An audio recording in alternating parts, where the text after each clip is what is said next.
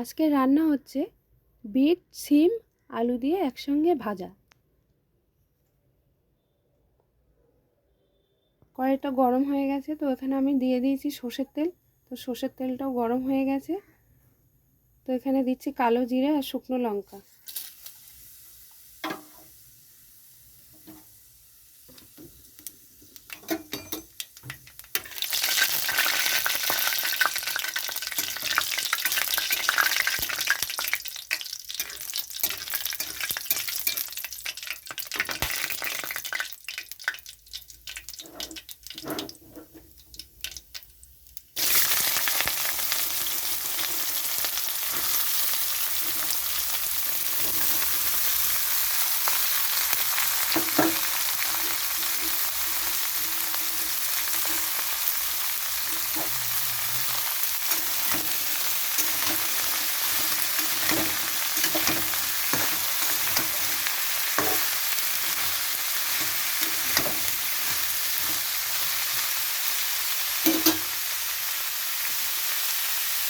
এখানে দিয়ে দিচ্ছি কাঁচা লঙ্কা,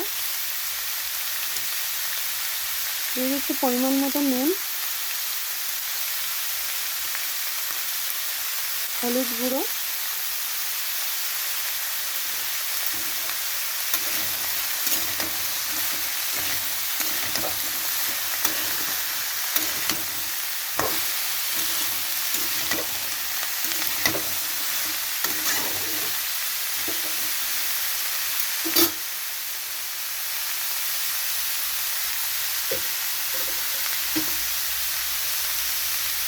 এখন আমি এটা চাপা দিয়ে রাখছি, যেহেতু এটা চাপা দিয়ে দিয়েই সিদ্ধ করতে হবে।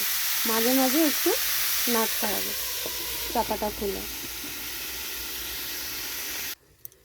চাপাটা নামিয়ে নিচ্ছি।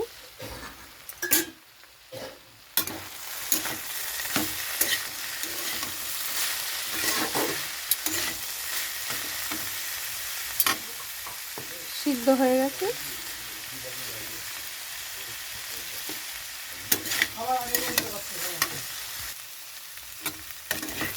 ভাজাটা হয়ে গেছে।